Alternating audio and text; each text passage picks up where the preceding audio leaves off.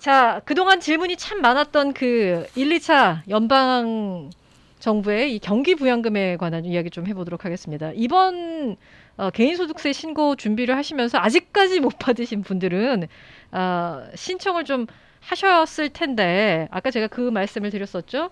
Recovery Rebate Credit 신청해서 받을 수 있다고 말씀을 드렸는데 그렇게 되면 이제 다른 분들에 비해서 굉장히 늦게 받게 되는 거잖아요. 네. 이 소득세 신고를 하면 이 환불금을 받는데 어느 정도 요즘 소요가 되고 있어요? 디렉트 디파짓으로 신청을 하고 그 다음에 이제 소득세 신고를 e-파일로 하셨을 경우에는 한 3주 정도만 받는 거로 지금 알고 있어요. 네. 평상시 같으면 한 2주는 받는데 요즘 국세청이 상당히 바빠서 약간 늦어질 수는 있지만 늦어도 4주 안에는 다 받게 된다. 예. 이렇게 이해하시면 되겠습니다. 4주 그다음에 이제 정도만 기다리시면 수표로 되고. 신청하신 분들 네네. 같은 경우는 좀 시간이 많이 걸리죠. 네. 그런 분들 같은 경우는 늦으면 6주에서 8주까지도 시간이 걸리게 됩니다. 그래서 근데 이제 간혹 가다가 그렇게 수표로 받으시는 분들은 6주, 8주가 돼도 못 받으시는 분들이 계세요. 그런 분들은 왜 그러냐면 그 수표가 분실될 가능성이 있어요. 네네. 그래서 그런 분들은 그 온라인으로 들어가서 국세청 웹사이트에 들어가서 Where's my refund? 거기에 클릭하고 들어가셔서 기본적인 정보를 입력하시면 국세청에서 내 리펀드가 어디쯤 가고 있는지 어디쯤 있는지 그것에 대한 정보를 주게 됩니다. 그래서 그걸 보고서 이제 너무 그냥 뭐 3개월, 4개월, 5개월, 6개월 기다리지 마시고 그렇게 확인하는 수고가 필요하다고 생각이 됩니다. 네, 그거 확인 안 하시고 꼭 선생님 나오시면은 여쭤보는 분들 계시잖아요. 언제 신고했는데 아직도 못 받았어요라고. 네. 예, 업데이트되는 그 IRS 정보도 꼭 확인을 해보시기 바라겠습니다. 근데 1, 2차를 이제 제때 받지 못하신 분들이요, 또 $1,400씩 3차가 지원이 됐었는데 그걸 아직도 못 받으신 분들도 꽤 계시더라고요. 네, 그러면 그렇죠. 그분들은 2021년도 세금 보고 그러니까 내년까지 기다리셔야 되는 거예요? 아니면 어떤 다른 방법이 있는 거예요? 네, 참 지금도 지금 이제 제가 알기에 지금 4차 그 지급이 일어난 걸로 알고 있는데 이제 그 한꺼번에 다 지급을 못 하니까 이제 차례차례 이제 은행에 직접 입금시키는 분들이 제일 먼저 가고 네. 그다음 단계 이렇게 이제 쭉 지급이 되고 있는데 이제 1차나 2차 때와 마찬가지로 무슨 이유인지 모르나 아무런 잘못도 없는데 그 국세청에서 자꾸만 뭔가가 이 문제가 생겨가지고 지급을 못 받고 계시는 분들이 네네. 계세요. 이런 모든 분들은 안타깝지만 2021년 소득세 신고하는 2022년 4월이나 신청해서 받아야 되지 않나 이렇게 생각이 됩니다. 내년까지 지금은 기다리셔야 되네요. 왜냐하면 네. 다른 때 같으면은 국세청에 미리 연락을 해서 이렇게 저렇게 도움을 받을 수 있는데 지금 국세청에서 그런 손길이 뻗치지 못하고 있기 때문에 국세청에서도 그런 일로 전화하지 말라고 공지를 하고 있어요. 네. 그러니까 워낙 그 전화가 많으니까.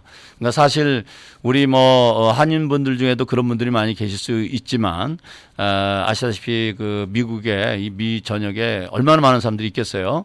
그러다 보니까 국세청에서 아예 그런 안내문까지 지금 공지하고 있습니다. 네. 지난해 팬데믹 이후에 연방 정부가 정말 이렇게 돈을 풀어도 되나 싶을 정도로 많은 지원책을 지금 내놓고 있는데요. 또 하나가 있습니다. 이 차일드 텍스 크레딧 지급이 오는 7월부터 시작된다는 건데 이게 뭘 어떻게 얼만큼이나 준다는 얘기예요? 네, 이거는 지금 임시적인 겁니다. 그래서 이제 또 뭐 법이 또 새로 연장되거나 변경이 되지 않는 한은 이번에 이제 2021년만 지급이 되는데 6살 미만의 자녀는 한 명당 $3,600. 네. 그리고 이제 6살부터 17살까지 자녀는 $3,000를 지급해 준다는 거예요. 이게 신청일 기준으로 나이를 세는 거예요. 왜냐면 그렇죠. 보통 이제 소득세 신고. 네네. 소득세 신고일 기준으로 이제 하는데 이 크레딧이 지금 2020년 소득세 신고하신 분들은 이미 정보가 다 들어갔잖아요. 네네. 그러면 그걸 기초로 해서 7월 1일부터 예상되는 크레딧의 50%를 6개월 동안 나눠서 계속 지급해 주겠다는 겁니다. 네. 그래서 6살 미만일 경우에는 월 $300. 그리고 이제 6살부터 17살까지는 월 $250를 12월 말까지 계속해서 지급해 주고 그런 다음에 나중에 그러면 나머지는 어떻게 되느냐? 2021년 소득세 신고를 2022년에 하잖아요. 2022년 소득세 신고할 때 그 차액만큼을 클레임해서 리펀드를 받는 거예요. 네, 또는 내가 내야 될 세금이 있으면 거기서 까는 거고. 그렇게 해서 차일드 텍스 크레딧이 이번에만 금액이 인상이 되었고 그다음에 그 선지급이 어드밴스 차일드 텍스 크레딧이라는 이름으로 선지급이 되게 된다. 그래서 이런 소식을 전혀 모르고 계시던 분이 네. 갑자기 7월부터 갑자기 뭐 자녀가 둘이 있는데 뭐 600달러가 들어왔다든지 500달러가 IRS 왜 왔지? 그러면 이제 CP한테 전화를 해요.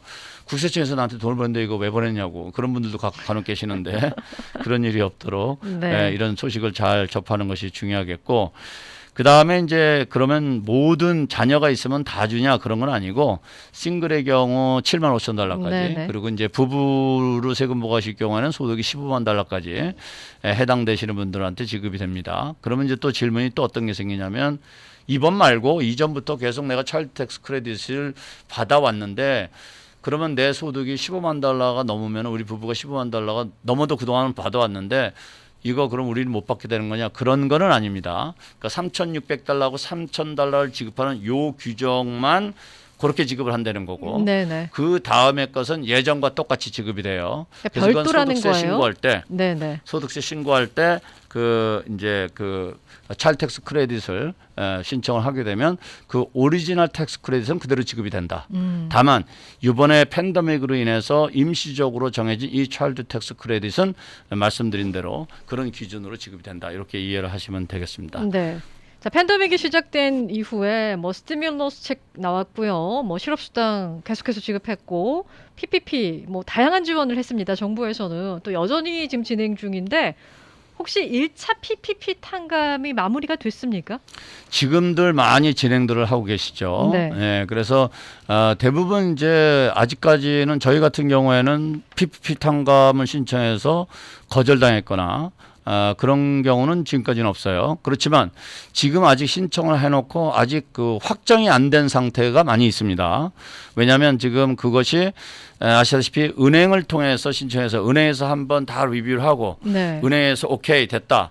그러면 이제 이 자료를 SB에 올려서 SB에서 승인을 하는데 이 과정이 한 5개월 걸려요. 맥시멈. 네네. 그렇기 때문에 혹시 PPP 탕감을 신청했는데 그 결과가 아직 안 나왔다란다고 해서 초조하게 생각하실 필요는 없어요. 제일 중요한 것은 PPP 탕감 조건에 맞게 자료만 잘 준비하고 거기에 맞게 계산만 하셨다 그러면 뭐 PPP 탕감에는 큰 어려움이 없을 거라고 저는 생각합니다. 네. 그러면 그 1차 PPP 탕감을 현재까지는 못 받은 상황이에요. 네. 그런 분들이 2차 PPP를 또 신청을 할 수 있는 거예요? 아니면 탕감 받을 때까지 기다려야 되는 거예요? 신청하실 수 있습니다. 그래서 SB에서 그 부분도 명확하게 밝혔는데요. 왜 그러냐면 1차 PPP를 신청해서 탕감 받은 다음에 신청하라 그러면 지금 신청 못하고 대기자가 너무 많아져 버려요.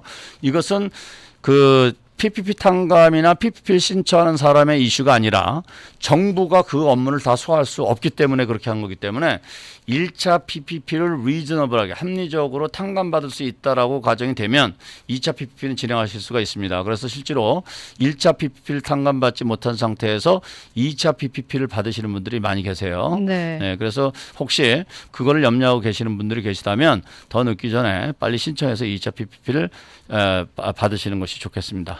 근데 2차 PPP가 늦어지고 있는 분들도 계시고요. 1차 때는 똑같은 은행에서 내가 똑같은 서류를 넣고 승인이 됐단 말이에요. 그래서 PPP를 받으셨는데 2차에 거절되는 경우 그런 경우에 이분들은 뭐 서류를 잘못 준비를 하신 거예요? 아니면 왜 그런 일이 발생을 하게 되는 거예요? 네, 그런 경우가 종종 있습니다. 이제 첫째는 SBA에서 1차 PPP와 관련돼서 리뷰 중이다라는 것이 어떻게 이제 뭐 은행에 통보가 된다든지 또는 은행에서 SBA 신청했더니 그런 노티스를 받게 되면 그러면 이제 홀드가 되고 그게 해결될 때까지요. 그리고 이제 또 다른 거는 은행이 그 고객을 제일 잘 알잖아요. 일반적으로 전혀 모르는 은행에 신청한 거 아니라면은 그래서 은행에서 봤을 때 이분은 또는 이 비즈니스는 2차 PPP를 신청을 했지만 비즈니스가 곧 문을 닫을 거라는 정보를 가지고 있다든지 비즈니스를 매각한다는 정보를 가지고 있다든지 뭐 이런 정보가 있다 그러면 가만히 있어봐. 그럼 이거 탕감받지 못하는데 네. 이럴 경우에 우리가 해줄 수 없다라고 내부에서 결정을 해가지고 통보를 해드릴 수도 있어요.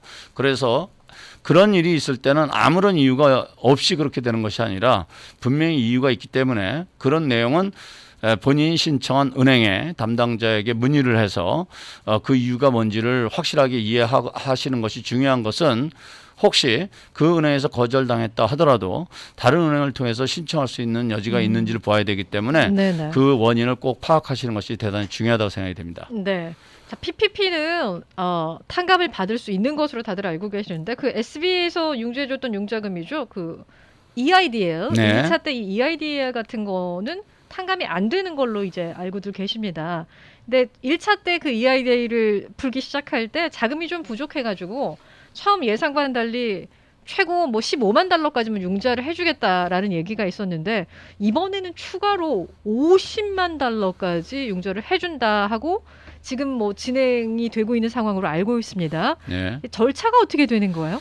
네, 지금 말씀하신 것처럼 지금 SBA에서 지난 3월 케어스 액트 통과가 되면서 EIDL을 이제 접수받는다고 그래가지고 사실 많은 분들이 기대를 하고 신청을 했는데 네. 뭐 사실 뭐 조그마한 비즈니스 하시는 분들 같은 경우는 15만 달러도 크지만 어떤 비즈니스는 15만 달러 가지고는 아무것도 할 수 없는 비즈니스도 있어요. 그래서 굉장히 실망들을 하신 분들이 많이 계셨었는데 그때는 아시다시피 자금이 부족해서 그렇게 됐고 그런데 이제 추가적으로 그 펀드가 마련이 돼서 지금 50만 달러까지 융자를 해주겠다고 하고 있는데 이것은 이미 15만 달러까지 받으신 분들 또는 1차 때 신청하신 분들을 대상으로 해서 이메일이 다 갔을 겁니다. 네네. 그래서 본인이 그것을 받길 원하실 경우에는 그 이메일에 적혀 있는 곳으로 내가 이 융자금을 받고 싶다는 의사표명을 해야 돼요. 그걸 알려주면 SBA에서 검토를 해가지고 필요한 자료, 절차 같은 거를 안내해 줍니다. 그거에 따라서 신청해서 필요한 자료 같은 거 다 준비해서 그렇게 해서 신청하면 최고 50만 달러까지 EIDL 융자를 받을 수 있는데 이것은 아시다시피 이자율이 3.75고 또 장기간 동안 상환기간이 장기간으로 되어 있기 때문에 실질적으로 비즈니스에서 돈 자금이 캐시플로우가 필요하신 분들에게는 아주 유용한 그런 그 펀드 리소스가 될 거라고 생각이 되고 그다음에 또 더 좋은 거는 뭐냐면 보통 SBA 융자가 사실 많이 까다롭거든요. 네네. 그리고 담보도 제공해야 되고 그런데 이것은 그냥 비즈니스 에셋만 담보를 제공하면 대부분 되고 퍼스널 개런티도 받지 않고 이러기 때문에 물론 금액에 따라 약간 차이는 있지만 전반적으로는 그렇기 때문에 필요하신 분들은 적극적으로 알아봐서 융자를 하시는 것이 비즈니스 캐시플로우에 도움이 될 것이라고 생각됩니다. 네. 1차 EIDL에서 이제 15만 달러까지 맥스로 융자 받으신 분들이 계실 거란 말이죠. 그러면 이번에 이제 50만 달러까지 확장이 됐는데 여기서 15만 달러를 빼야 되는 거예요? 아니면 50만 달러를 또다시 받을 수가 있는 거예요? 그거는 이제 SBA에서 결정을 할 것이라고 보아지는데 아마 이제 기본적으로는 맥시멈이 50만 달러니까 이 앞에 15만 달러를 받았다 그러면 그걸 차감할 가능성이 높다고 보아집니다. 그래서 이제 그 본인이 필요한 부분에 대해서 원하는 금액을 이제 요청을 하면 SBA에서 검토해 봐가지고 그 결정할 것이라고 생각이 됩니다. 네, 알겠습니다. 지금 유튜브 댓글로 뭐 지금 저희가 말씀드리는 EIDL 뭐 PPP하고는 상관이 없는 내용입니다만 EDD 관련된 질문이 와서 하나 또 풀어보도록 네. 하겠습니다. 마켓을 운영하다가 닫은 경우에 EDD를 신청할 수 있다면 어떤 서류가 필요한지를 물으셨어요. 그분은 죄송하게 좀 늦은 것으로 생각이 되어집니다. 그러니까 그 스테이트에서 주는 거는 해당이 안 되고요. 연방 정부에서 지급되는 것을 신청해 보실 수는 있으세요.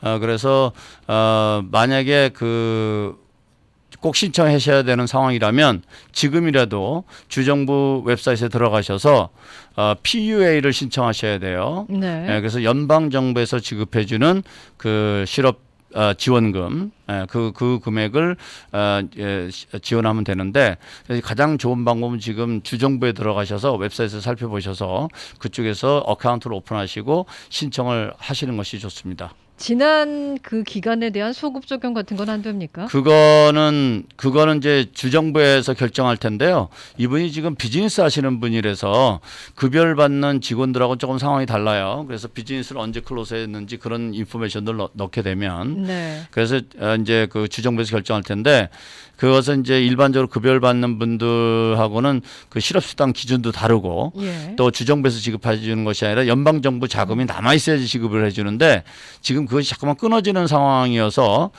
그래서 조금 늦은 감이 있지만 지금이라도 서둘러서 신청을 해 보시고 주정부의 답변을 기다려 보시는 것이 좋을 것 같습니다. 알겠습니다. 자, 다음 질문인데요. 가상화폐에 투자를 하신 분이세요. 계산이 복잡해서 조금 틀리게 세금 보고를 하신 모양인데 이런 경우에 괜찮은 건지 아니면 뭐 다시 해야 되는지를 물으셨어요. 네, 크립토 커런시에 투자하신 분들 같은 경우에는 말 그대로 그냥 투자입니다. 그래서 본인이 투자한 금액과 그다음에 본인이 나중에 크립토 커런시를 매각해서 발생된 이익 또는 손실을 보고하면 되는데 세법에서는 이렇게 돼 있어요. 본인이 세금 보고를 하고 나서 잘못된 것을 발견을 됐으면 바로 어멘드를 해라 이렇게 돼 있어요. 그래서 본인의 그 상황을 보시고 어멘드 리턴이 꼭 필요하다고 느끼시면 담당 회계사님하고 의논하셔서 정정 신고를 하시면 되고 그 다음에 이제 뭐 계산이 복잡하시다는데 그럴 수 있어요. 이제 이런 그 주식이나 이런 거 같이 스테이트먼이 깔끔하게 나오는 것도 아니고 또는 이제 그 뭐 어디를 통해서 했느냐에 따라 그게 차이가 많이 있으니까 그리고 이제 비용 같은 것도 이제 거래소를 이용했을 경우에 발생되는 비용 같은 것도 이제 공제받고 해야 되잖아요. 그래서 그런 것들을 갖다 천상 본인이 엑셀 시트를 이용하든 또는 이제 그 회사에서 제공해 주는 그 포맷에 따라 차이가 있으니까 그걸 최대한 활용해서 기본적인 것은 내가 투자한 것과 내가 최종적으로 회수한 금액의 디퍼런스를 신고하는 거니까 그거에 대한 워크시트를 잘 해두시는 것이 좋습니다. 네. 그래야 나중에 감사 걸리더라도 그런 설명이 가능하기 때문에 그런 자료를 잘 해두는 것이 좋겠습니다. 수정을 안 할 경우에 감사의 확률이 높아지는 겁니까? 그렇지는 않습니다. 수정을 안 했다는 것 자체는 국세청에서 알 수가 없어요. 예. 다만 이제 그 third party 예를 들어서 뭐 거래소가 됐든 뭐 주식 투자했는데 주식 투자를 관리하는 그런 회사가 됐든 어디가 됐든 제3의 기관으로부터 어떤 정보를 받았는데 그러면 그 소셜번하고 매칭을 해봤더니 이게 안 맞아. 그러면은 국세청에서 알아가지고 통보가 갈 수는 있어요. 그렇지만 뭐 그게 틀렸는지 맞았는지까지는 알 수가 없죠. 그렇지만 그로스가 틀린 거는 알 수가 있을 수 있어요. 네. 예, 그러나 이익이 얼마나 났고 손실이 얼마나 났고는 그런 상황에서 모를 수도 있다. 그렇지만 주식 투자라든지 이런 경우에는 이미 스테이트먼에 그런 게 다 나와요. 캐피탈 게인이 얼마고 캐피탈 로스가 얼마고. 그래서 지금 질문 주신 분 같은 경우에는 내가 그 거래했던 그 거래소에서 그런 내용의 스테이트먼이 나오고 보통 이제 주식 같은 경우도 거기 써 있습니다. 이 내용은 국세청에 통보가 됐다 안 됐다. 그래서 그런 내용을 보시고 판단하시면 될 것 같습니다. 오늘 여러 가지 좋은 정보 함께 나눠봤는데요. ABC 회계법인입니다. 213738에 6000번 213738에 6000번으로 연락하시면 여러분들 세금과 관련한 여러 가지 다양한 정보 확인하실 수 있습니다. 오늘 좋은 말씀 고맙습니다. 네, 감사합니다.